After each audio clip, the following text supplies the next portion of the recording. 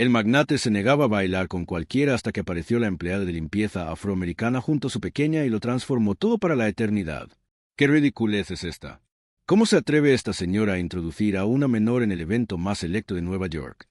La voz de Eleonora Torres atravesó el ambiente del salón dorado como una hoja afilada. Antes de comenzar el vídeo, suscríbase en el canal y deje su like para ayudar a mantener más historias inspiradoras como estas y no se olvide de escribir un comentario de donde estás asistiendo a este vídeo. Sus miradas se posaron en Estela Molina, de 30 años, quien acababa de ingresar al gran recinto del Hotel Astor acompañada de su pequeña Lia, de 6 años. Estela no tenía motivos para encontrarse allí. Como empleada de limpieza del establecimiento, su jornada había concluido a las 6 de la tarde, 3 horas previas al inicio del acontecimiento. Sin embargo, ya había dejado olvidada su muñeca predilecta en el tocador de damas durante una visita previa y sollozaba con tal intensidad que Estela no tuvo alternativa sino ir a recuperarla. Eleonora alzó su mano enguantada y sus brillantes capturaron la luminosidad del candelabro. «Tenemos invasores». El evento benéfico anual de los Torres congregaba a la aristocracia de Manhattan. Las invitaciones tenían un valor de $70,000 por invitado. Estela, con su modesto uniforme azul oscuro, contrastaba dramáticamente con los trajes de gala que costaban más que su sueldo anual. «Mami, ¿por qué está gritando esa dama?», murmuró Lia presionando la muñeca contra su pecho. Sus rizos naturales estaban arreglados en 2 coletas que Estela le había preparado con tanto amor esa mañana. «Cálmate, tesoro, vamos por tus pertenencias y partimos», susurró Estela, pero 2 guardias ya le obstruían la salida. Del otro extremo del recinto, Gabriel Torres observaba la situación. A los 37 años, el magnate heredero del Imperio Torres estaba habituado a los conflictos sociales que generaba su progenitora, pero algo en la dignidad de esa señora y la inocente perplejidad de la menor le perturbaba. «Gabriel, querido», Eleonora se aproximó con una sonrisa maliciosa. «Observa qué circunstancia tan incómoda. Esta gente desconoce los límites apropiados». Estela mantuvo la frente en alto mientras los comentarios crueles se propagaban por el salón. Ella conocía esa clase de humillación. Había crecido siendo la única niña afroamericana en colegios de élite gracias a subvenciones académicas. Sabía exactamente cómo concluiría esa situación. «Señora», se acercó el vigilante, «debo solicitarle que se retire del lugar». «Naturalmente», respondió Estela con una tranquilidad sobrenatural. «Únicamente vine a recuperar algo que mi hija dejó olvidado». «¡Qué oportuno!», se burló Eleonora con maldad, precisamente cuando los empresarios más acaudalados de Nueva York se encuentran reunidos aquí. Fue en ese instante cuando Lia, con la brutal sinceridad de una niña de 8 años, miró directamente a Eleonora y le cuestionó. «¿Por qué trata tan mal a mi madre? Ella labora arduamente para cuidarme». El silencio que se produjo fue atronador. Eleonora perdió el color. Gabriel observó a Estela arrodillarse a la altura de su pequeña y murmurarle algo que la hizo sonreír. Había una gracia innata en ese gesto, una elegancia que ninguna fortuna podría adquirir. «¿Saben danzar?», preguntó Lia con inocencia a todos los presentes en el recinto. «Mi madre danza maravillosamente. Ella me instruyó ballet clásico observando vídeos en YouTube». Gabriel se encontró caminando hacia ellas antes de comprenderlo.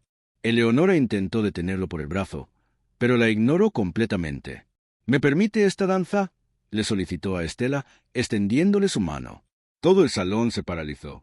300 individuos de la alta sociedad quedaron en estado de conmoción. El magnate más deseado de Manhattan estaba invitando a danzar a la empleada afroamericana. Estela observó la mano extendida como si fuera una trampa, pero Lia susurró. «Vamos, mami, muéstrales lo hermoso que danzas». Y fue entonces cuando ocurrió algo extraordinario. Estela aceptó la mano de Gabriel y en el momento en que inició la música, reveló una técnica de danza clásica que dejó a todos en aliento. Ella se desplazaba como una bailarina profesional con una elegancia que hizo que Eleonora comprendiera que había subestimado completamente a quien intentaba humillar. Pero lo que nadie en el salón conocía era que esa danza era solamente el primer paso de algo mucho más grande que estaba por transformar para siempre el mundo de esas personas privilegiadas. Si te preguntas cómo una empleada desarrolló técnicas de danza clásica tan refinadas y por qué Gabriel arriesgó su reputación social por una completa extraña, no olvides suscribirte al canal porque esta historia de prejuicios y superación apenas está comenzando. La música se detuvo, pero el eco de la danza perfecta aún resonaba en el salón. Estela se había desplazado con una técnica clásica impecable que dejó asombrados incluso a los músicos profesionales de la orquesta. Cuando ella y Gabriel se separaron, 200 personas permanecieron en absoluto silencio. «Imposible», murmuró Eleonora, pero lo suficientemente fuerte para ser escuchada. ¿Dónde una persona como ella podría haber aprendido a danzar de esa manera? Ella corrió hacia su madre radiante. «Mami, todos han visto lo increíble que eres». Estela abrazó a su pequeña, pero sus ojos permanecieron fijos en Eleonora. Había algo en la expresión de la matriarca de los Torres que ella reconoció inmediatamente. La misma mirada que había arruinado sus sueños 15 años atrás. «Gabriel», Eleonora apartó a su hijo. «Necesito conversar contigo ahora mismo». Pero Gabriel no podía dejar de observar a Estela. «¿Has danzado como una profesional? ¿Dónde has estudiado?» La pregunta golpeó a Estela como un disparo. Por un momento, las memorias amenazaron con abrumarla. «Hace mucho tiempo», respondió ella simplemente. «Hace mucho tiempo». Eleonora se acercó entornando los ojos como un depredador. «Porque estoy convencida de que sería imposible que alguien de tu condición tuviera acceso a clases de ballet clásico». En ese momento, Arturo Herrera, reconocido crítico de danza del New York Times, se acercó al grupo. Había observado la actuación con creciente incredulidad. «Disculpen la interrupción», dijo estudiando intensamente el rostro de Estela, «pero esa técnica, reconozco ese estilo. Es de la Escuela Real de Ballet. Solo conozco a una persona que danzaba exactamente así». A Estela se le heló la sangre. Ella tomó a Lía de la mano. «Debemos irnos». «Aguarde», continuó Arturo, ignorando la evidente incomodidad de ella. «¿No serás?» «No, imposible». Estela Valencia falleció en un accidente automovilístico hace 15 años. El nombre resonó en la sala como una explosión. Eleonora palideció visiblemente. Gabriel frunció el ceño confundido, pero algunas personas mayores comenzaron a murmurar entre sí. «¿Estela Valencia?» Una anciana se aproximó. La prodigio que iba a convertirse en la primera bailarina afroamericana principal de la Ópera Metropolitana. Ella miró a su madre confundida. «Mami, ¿por qué están hablando de una persona fallecida?» Estela respiró profundamente. 16 años escapando de su pasado, 16 años oculta tras un nuevo apellido, 16 años creyendo que había logrado huir. Pero el pasado tenía una forma cruel de resurgir en los momentos más inesperados. «¿Por qué?», dijo Eleonora con una voz gélida de comprensión. «Tu madre no es quien afirma ser». La realidad era que Estela Valencia había sido la sensación de la danza clásica en Nueva York. A los 18 años había sido aceptada en la Escuela Real de Ballet con una beca completa. A los 21 se estaba preparando para convertirse en la primera bailarina principal afroamericana en la historia del Metropolitan. Su futuro era brillante, prometedor, inevitable, hasta la noche en que Eleonora Torres apareció en su camerino. «Posees talento», le había dicho Eleonora aquella noche lejana. «Pero el talento no es suficiente. Este mundo tiene normas y una de ellas es que ciertas puertas no se abren para ciertas personas». Estela se había reído en su rostro. «Mi talento habla más fuerte que tus prejuicios».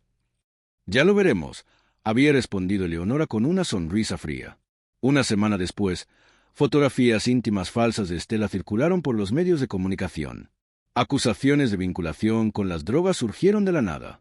Los patrocinadores se retiraron. El Metropolitan rescindió su contrato. En un mes, Estela Valencia estaba arruinada, humillada y expulsada del mundo de la danza.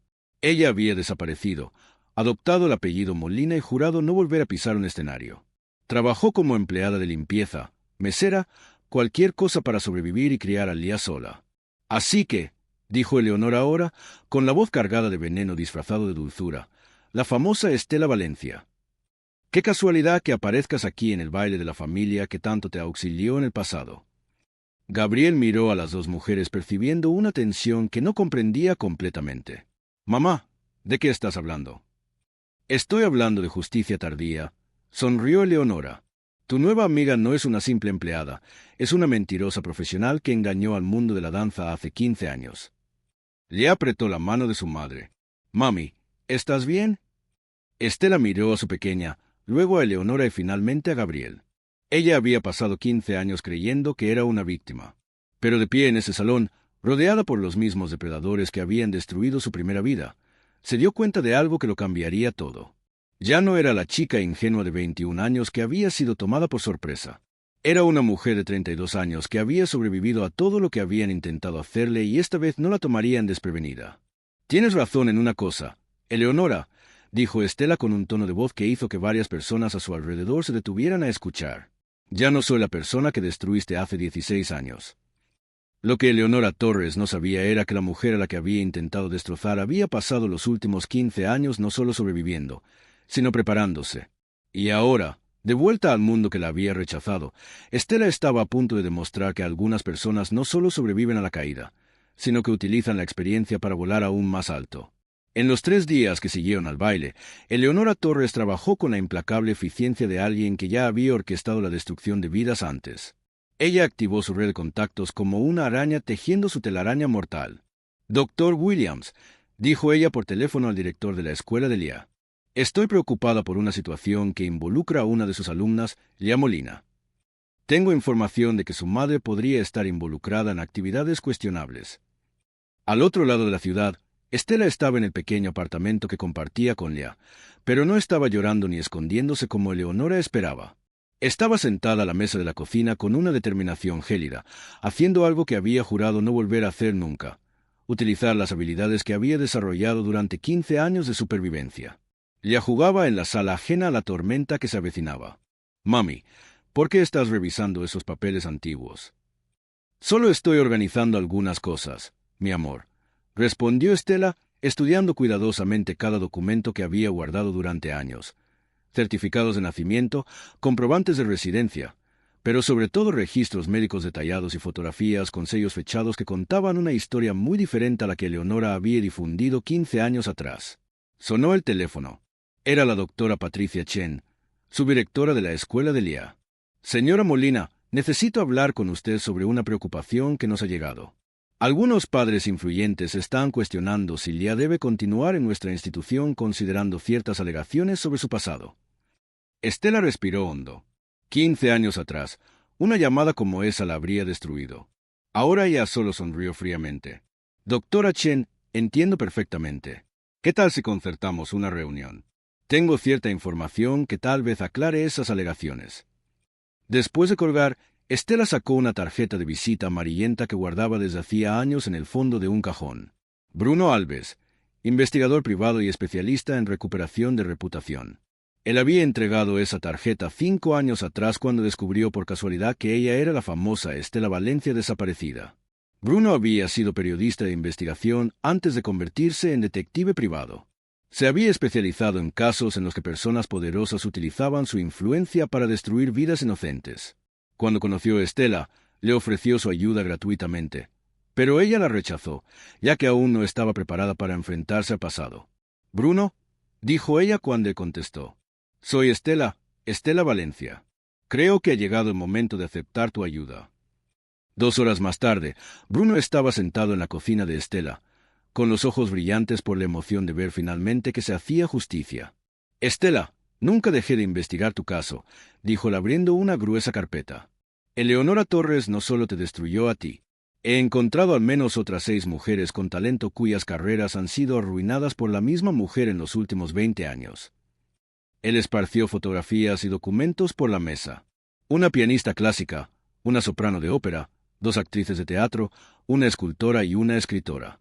Todas afroamericanas o latinas, todas con carreras prometedoras, todas destruidas siguiendo el mismo patrón. Fotos falsas, acusaciones falsas, patrocinadores presionados. Ya se acercó a la mesa curiosa. «Mami, ¿qué son esas fotos?» «Son historias de personas valientes, mi amor», respondió Estela, abrazando a su pequeña. «Personas que han sido heridas, pero que algún día podrán ver que se hace justicia». Bruno continuó: «Pero aquí está lo más interesante. Eleonora no actúa sola. Ella utiliza una empresa de relaciones públicas especializada en gestión de crisis sociales. Básicamente plantan historias falsas y destruyen a las personas que amenazan el orden establecido». Estela estudió los documentos con la misma intensidad con la que solía analizar partituras complejas. «¿Y tienes pruebas de ello?» «Tengo rastros financieros, correos electrónicos filtrados, grabaciones de algunas conversaciones, pero necesito algo más. Necesito que ella se exponga por completo». Fue entonces cuando Estela sonrió por primera vez en días. No una sonrisa de alegría, sino la sonrisa helada de alguien que finalmente ve el tablero completo. «Bruno, ¿Y si te dijera que Eleonora Torres va a intentar destruirme de nuevo en los próximos días? ¿Y si te dijera que esta vez, en lugar de huir, voy a dejar que ella se acerque mucho al éxito? Sería peligroso si consigue montar una historia convincente. No lo conseguirá, interrumpió Estela con una confianza en su voz que la sorprendió incluso a ella misma. Porque esta vez ya no soy la chica de 20 años que creía que el talento era suficiente. Ahora sé exactamente cómo opera. Bruno frunció el ceño. ¿Qué tienes en mente? Estela cogió su móvil y le mostró una conversación en WhatsApp. Eleonora cree que solo soy una empleada asustada. Ni se imagina que durante los últimos 15 años no solo estaba sobreviviendo, estaba estudiando. La conversación mostraba mensajes de un grupo de antiguos empleados del Hotel Astor, donde Estela trabajaba. Pero no solo eran empleadas de limpieza, también había meseros, guardias de seguridad, recepcionistas y conductores. Personas invisibles que lo veían todo y conocían todos los secretos de los huéspedes ricos. ¿Sabes cuál es la ventaja de ser invisible para gente como Eleonora?, preguntó Estela retóricamente. Hacen todo delante de ti, pensando que no existes. Durante 15 años limpié oficinas, vacié papeleras, organicé documentos que esa gente dejaba tirados sin cuidado. Bruno empezó a entender. Recopilabas información. Lo documentaba todo. Cada conversación sospechosa que escuchaba, cada documento comprometedor que veía, cada correo electrónico que imprimían y tiraban sin romper. Eleonora Torres cree que está cazando una presa fácil. Estela se levantó y se dirigió a un armario de donde sacó una caja de zapatos vieja. Dentro había memorias USB, fotografías, documentos impresos e incluso grabaciones en una pequeña grabadora digital. Pero en realidad, continuó ella, con los ojos brillando con una intensidad que hizo a Bruno darse cuenta de que estaba ante alguien mucho más inteligente y preparada de lo que Eleonora jamás podría imaginar. Ella lleva años siendo cazada y ni siquiera lo sabe. Ella observaba a su madre con creciente admiración. «Mami, eres como una detective secreta». «Algo así, cariño. A veces, cuando personas poderosas hacen daño a otras personas, alguien tiene que reunir pruebas para demostrar la verdad». Bruno cogió uno de los pendrives. «Estela, si esto es lo que creo que es». «Es exactamente lo que crees. Eleonora Torres está a punto de descubrir que subestimar a una mujer que ha sobrevivido a 15 años de invisibilidad forzada ha sido el mayor error de su vida». Lo que Eleonora no sabía era que su próxima víctima había pasado una década y media, no solo escondiéndose, sino preparándose para el día en que tuviera el valor suficiente para luchar. Y cuando alguien que ha sido subestimado durante tanto tiempo finalmente decide mostrar sus verdaderas cartas, la caída de los poderosos no solo es inevitable, sino espectacular. A la mañana siguiente, Eleonora Torres se despertó con la sensación de una victoria inminente. Había pasado la noche coordinando el golpe final contra Estela, un artículo publicado en el principal periódico de Nueva York en el que se afirmaba que la bailarina falsa estaba explotando emocionalmente a un multimillonario ingenuo para conseguir dinero. Gabriel verá lo manipuladora que es esa mujer, murmuró para sí misma mientras marcaba el número del periodista al que había sobornado. Pero cuando sonó el teléfono, la voz al otro lado estaba tensa. «Señora Torres, tenemos un problema. Alguien ha filtrado información sobre nuestro acuerdo. Y hay algo más, documentos comprometedores sobre otras mujeres a las que usted ayudó a eliminar de ciertos puestos». Eleonora sintió un escalofrío recorriendo su espalda. ¿Qué tipo de documentos? Transferencias bancarias, grabaciones, correos electrónicos. Todo está en manos del Times. El artículo se publica en 2 horas. Al otro lado de la ciudad, Estela estaba en el apartamento de Bruno Alves, rodeada de periodistas, activistas de derechos civiles y abogados. Ya no era la asustada mujer de la limpieza, sino el centro de una operación meticulosamente planificada que estaba a punto de exponer a una de las familias más poderosas de Nueva York. «Damas y caballeros», anunció Bruno, «les presento no solo a Estela Valencia, una de las bailarinas clásicas más talentosas de su generación, sino también a la mujer que ha documentado sistemáticamente 15 años de abuso de poder por parte de la familia Torres». Gabriel llegó al apartamento de Estela justo cuando los periodistas comenzaban a transmitir en vivo. Había recibido un mensaje urgente de ella. «Si quieres saber la verdad sobre tu madre, ven ahora». «Estela, ¿qué está pasando?», preguntó él al ver las cámaras. «Estás a punto de descubrir quién es realmente tu madre», respondió ella, entregándole una tableta. «Y por qué destruyó no solo mi vida, sino la de al menos otras 6 mujeres talentosas en los últimos 20 años». Las primeras pruebas aparecieron en la pantalla. Grabaciones de Eleonora dando instrucciones a periodistas para que publicaran historias falsas, transferencias bancarias a empresas de relaciones públicas especializadas en destruir reputaciones, correos electrónicos detallando cómo eliminar elementos indeseables del panorama cultural de Nueva York. Gabriel observaba con creciente horror mientras se reproducía una grabación de su madre. Estas personas deben entender cuál es su lugar. Cuando intentan elevarse por encima de su posición natural, alguien debe recordarles la realidad. Dios mío, susurró él, ella realmente lo hizo. Ya estaba en la escuela cuando todo comenzó a desarrollarse, protegida de la tormenta mediática que su madre había orquestado cuidadosamente. Estela se había asegurado de que su pequeña estuviera a salvo antes de detonar la bomba que destruiría el Imperio Torres. En el Hotel Astor, Eleonora estaba en su suite presidencial cuando escuchó su propia voz transmitida a nivel nacional. Una persona como ella nunca debería tener acceso a nuestro mundo. Es una cuestión de mantener el orden natural de las cosas. Ella intentó llamar a sus abogados, pero la línea estaba congestionada. Intentó ponerse en contacto con periodistas aliados, pero ellos ya habían cambiado de bando. En cuestión de horas, Eleonora Torres pasó de ser una matriarca respetada a una paria social. Sonó el teléfono. Era Gabriel. Mamá, tienes que explicarme esas grabaciones. Gabriel, querido, no lo entiendes. Lo hice para proteger a nuestra familia, nuestro legado. Lo hiciste por pura crueldad, la interrumpió él con voz gélida. Y ahora tienes que afrontar las consecuencias. En las redes sociales, la etiqueta almohadilla justicia para Estela se convirtió en tendencia mundial. Los vídeos de ella bailando en el baile circulaban con millones de visualizaciones. El contraste entre su gracia natural y la crueldad de Eleonora creó una narrativa poderosa que cautivó la imaginación del público. Bruno Alves apareció en televisión con una carpeta llena de pruebas.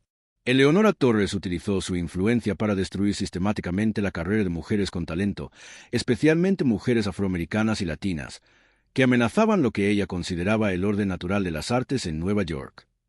Las empresas comenzaron a cancelar sus contratos con la Fundación Torres. Los museos retiraron las placas con el nombre de la familia. La Ópera Metropolitana anunció una investigación sobre prácticas discriminatorias en el pasado. Eleonora intentó un último y desesperado movimiento, apareciendo en una entrevista televisiva. Esas acusaciones son absurdas. Siempre he apoyado la diversidad en las artes. Pero Estela también estaba preparada para eso. Durante la transmisión en vivo, Bruno reprodujo una grabación de solo 6 meses atrás. Eleonora diciéndole a un donante que ciertos tipos de personas están invadiendo espacios que no les pertenecen naturalmente. La entrevista fue un desastre total.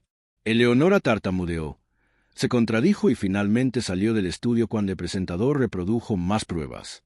Esa noche, Gabriel fue al apartamento de Estela. Ya estaba haciendo los deberes en la mesa de la cocina, ajena al hecho de que su madre acababa de derribar a una de las familias más poderosas de Estados Unidos. Estela, dijo Gabriel, tengo que pedirte perdón por mi madre, por mi familia, por todo lo que ha sufrido. No tienes que pedir perdón por los delitos de otra persona, respondió ella, pero tienes que decidir qué tipo de hombre quieres ser a partir de ahora. Ya los miró. Mami, ¿por qué hay tanta gente hablando de ti en la televisión?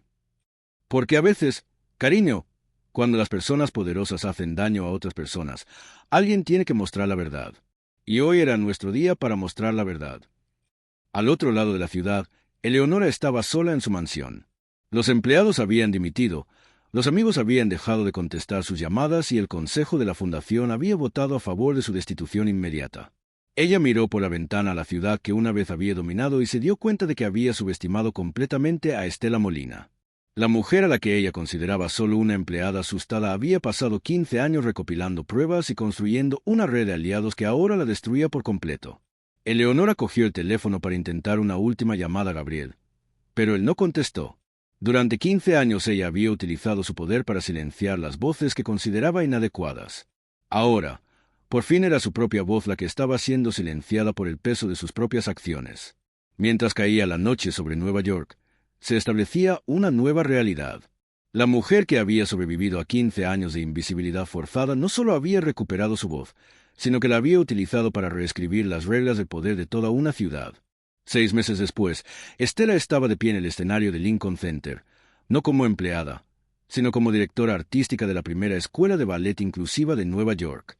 La financiación había llegado de donaciones públicas que surgieron después de que su historia se hiciera viral y de una fuente inesperada: Gabriel Torres. Ya, ahora de 9 años, bailaba en la primera fila de sus clases, rodeada de niños de todos los colores y clases sociales.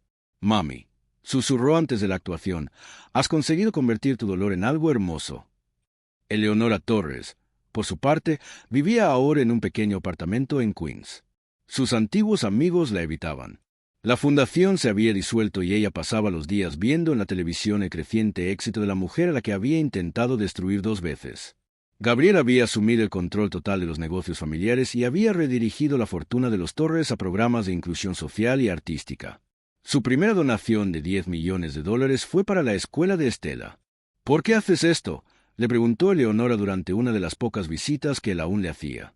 Porque he aprendido que nuestro legado no debe ser sobre a quien excluimos, sino sobre a quien incluimos, respondió él. Bruno Alves publicó un libro sobre el caso titulado La danza de la justicia, que se convirtió en un éxito de ventas nacional. Estela utilizó los derechos de autor para expandir su escuela a otras ciudades. En una entrevista con la CNN se le preguntó a Estela sobre el perdón. Perdoné a Eleonora no por ella, sino por mí. Guardar rencor sería como beber veneno esperando que ella muriera. Pero eso no significa que las consecuencias de sus actos desaparezcan. Hoy en día la escuela de Estela forma a más de 500 niños. Ya, que ha heredado el talento natural de su madre, ya planea seguir sus pasos, pero con una diferencia crucial. Ella ha crecido sabiendo que su voz importa. Eleonora intentó redimirse por última vez apareciendo en la escuela durante una presentación. Ya la vio entre el público y con la sabiduría de una niña que ha crecido escuchando hablar de justicia, le susurró a su madre: «Creo que por fin lo ha entendido». ¿Entendido qué, mi amor? Que el talento no tiene color y que intentar apagar la luz de los demás solo te deja a ti en la oscuridad. Estela sonrió y abrazó a su pequeña. 15 años atrás, una joven bailarina había sido destruida por los prejuicios y el poder, pero de esa destrucción nació algo más poderoso: una mujer que convirtió su dolor en propósito y su humillación en inspiración. La verdadera venganza no fue destruir a Eleonora Torres, fue construir un futuro en el que otros niños como Lea nunca tuvieran que esconder su luz por miedo a los prejuicios de los poderosos. La última vez que Eleonora vio a Estela fue durante la gala anual de la escuela, 5 años después del evento que cambió sus vidas para siempre. Eleonora, ahora de 67 años, había perdido no solo su fortuna y posición social, sino también la relación con Gabriel, quien había elegido construir un legado diferente. Sentada en las últimas filas del auditorio, Eleonora observó cómo Lea, ahora de 14 años, ejecutaba una coreografía perfecta que su madre había creado especialmente para ella. La pieza se llamaba Renacimiento y contaba la historia de una mujer que surge de las cenizas más fuerte que antes. Al final de la presentación, cuando todo el público se puso de pie para aplaudir, Lea miró directamente hacia donde estaba Eleonora. Por un momento, sus ojos se encontraron. La adolescente no mostró rencor ni desprecio, sino algo mucho más poderoso: compasión. Después del espectáculo, Eleonora se acercó tímidamente a Estela en el vestíbulo. «Tu hija es extraordinaria», dijo con voz quebrada. «Lo es», respondió Estela serenamente. «Y también lo son todos los niños de esta escuela. Cada uno de ellos tiene el derecho de brillar sin que nadie intente apagarlos». Eleonora bajó la mirada. «Estela, yo he estado pensando mucho en estos años. En lo que hice, en las vidas que destruí. No espero tu perdón, pero necesitaba que supieras que». «¿Qué te arrepientes?», interrumpió Estela suavemente. «Que finalmente entiendo que mi miedo a perder control me convirtió en el monstruo que siempre temí que existiera en el mundo». Estela estudió el rostro de la mujer que una vez había sido su némesis. Los años de caída social habían cobrado su precio. Eleonora ya no era la matriarca arrogante del Upper East Side, sino una anciana solitaria que había perdido todo por su incapacidad de aceptar el cambio. «Eleonora», dijo Estela finalmente, «el perdón no es algo que se pide, es algo que se da libremente. Ya te perdoné hace años, no por ti, sino porque guardar esa amargura me habría impedido construir todo esto». Con un gesto, Estela señaló a su alrededor. Las paredes llenas de fotografías de estudiantes de todos los colores y orígenes, los trofeos ganados por jóvenes bailarines que antes nunca habrían tenido oportunidades, las becas que llevaban su nombre y que ayudaban a familias de bajos recursos. «Pero el perdón no significa olvido», continuó, «ni tampoco significa que no haya consecuencias. Tú construiste un sistema que lastimaba a personas inocentes. Yo construí uno que las eleva. Ella se acercó a las dos mujeres, ahora una joven elegante que había heredado no solo el talento de su madre, sino también su gracia y sabiduría. Señora Torres, dijo educadamente, me alegra que haya venido esta noche. Eleonora la miró sorprendida. No me odias por lo que le hice a tu madre. Ella sonrió con una madurez que desmentía su edad. El odio es un peso muy grande para llevarlo. Mi madre me enseñó que es mejor usar esa energía para crear algo hermoso. Esa noche, mientras Eleonora regresaba sola a su modesto apartamento, reflexionó sobre las palabras de la joven. En el taxi, vio por la ventana los carteles publicitarios que anunciaban la próxima gira nacional de la escuela de Estela, las noticias sobre las nuevas becas que Gabriel había establecido, y los titulares que celebraban el 10º aniversario de lo que los medios habían bautizado como la revolución de la danza inclusiva. Eleonora se dio cuenta de que su verdadera derrota no había sido perder su fortuna o posición social. Su verdadera derrota había sido desperdiciar décadas intentando construir muros cuando podría haber construido puentes. Mientras tanto, en el apartamento que ahora Estela compartía con Gabriel, se habían casado 2 años atrás en una ceremonia íntima. La familia celebraba el éxito de la presentación de Lía. «Mami», dijo Lía mientras se quitaba el maquillaje, «¿crees que la señora Torres realmente ha cambiado?» «No lo sé, mi amor», respondió Estela honestamente. «Pero lo que sí sé es que nosotras hemos cambiado. Y ese cambio ha creado ondas que han transformado muchas vidas para mejor». Gabriel, que había estado escuchando desde la puerta, se acercó y abrazó a su nueva familia. «¿Sabes qué es lo más irónico de todo esto?», dijo. «Mi madre intentó destruirte para preservar un mundo que ella creía superior. Pero al conocerte, yo descubrí un mundo infinitamente más rico y hermoso del que ella nunca quiso que formara parte». Estela sonrió, recordando a la joven de 20 años que había sido, llena de sueños y vulnerabilidades. Esa joven había muerto la noche que Eleonora destruyó su carrera. Pero de sus cenizas había surgido una mujer más fuerte, más sabia y más compasiva. «Cada fin es también un comienzo», murmuró, mirando por la ventana hacia las luces de la ciudad que una vez la había rechazado y que ahora la celebraba. Y en algún lugar de Queens, Eleonora Torres se quedó dormida por primera vez en años sin el peso del rencor en su corazón, preguntándose si aún habría tiempo para que ella también construyera algo hermoso con lo que le quedaba de vida. La historia de Estela Molina había demostrado que el verdadero poder no radica en la capacidad de destruir a otros, sino en la fortaleza para transformar el dolor en propósito, la humillación en inspiración y los obstáculos en escalones hacia algo más grande. Y así, la mujer que una vez limpió los pisos de los poderosos ahora caminaba por ellos como la arquitecta de un futuro más justo, demostrando que algunas veces las historias más hermosas nacen de las cenizas de las más dolorosas. Si crees que esta historia no puede repetirse, suscríbete al canal. Aquí damos voz a las voces silenciadas, compartimos historias que necesitan ser contadas y demostramos que la lucha por el respeto sigue viva. Tu suscripción es resistencia.